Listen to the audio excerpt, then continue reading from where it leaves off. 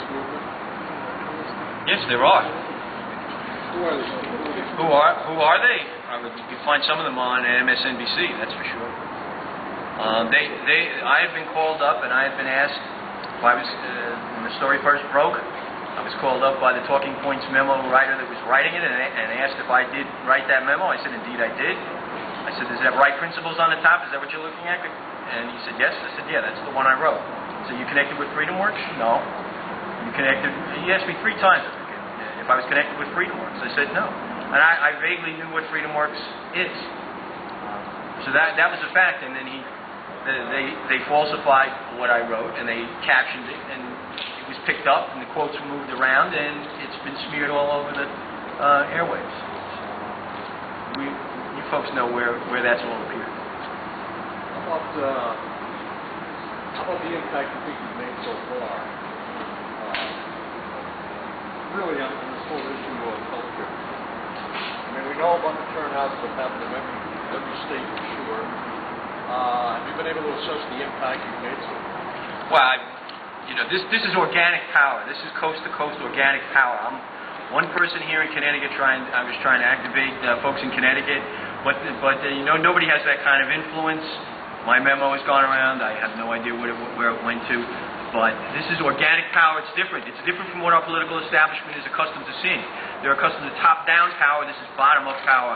And they're trying to control it, and they can't. The sand is shifting under their feet right now.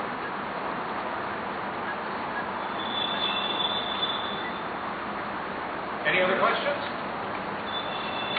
Yeah.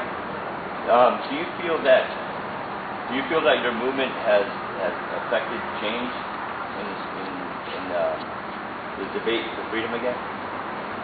The proof will be in the pudding. I think we're underway. I think a lot of people believe we're doing the right things by aggressively questioning our representatives and doing so with persistence.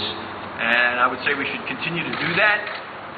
But so often protests and a counter argument arises and they're put down. And I don't think we should stop. I think this should continue because I think our representatives are very hard of hearing. And it takes a little bit of shouting and pushback, I think, to get their attention. We may be beginning to get their attention, but I think this should continue. I hear the voice of the people out there. It sounds good to me. Now, I've covered a lot of these Tea Party events at different town halls, and after talking with the Tea Partiers and then talking with the politicians, I found that the politicians are not listening. No, they're ignored. They're not. They're used to dictation.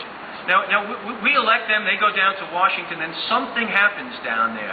We send them down with concerns and interests and maybe an agenda of issues from our communities. And what happens is they go down there, and then they turn around, and then it's all incoming towards us. They come back with their agenda. And I think the healthcare bill is not reform. That's healthcare transformation.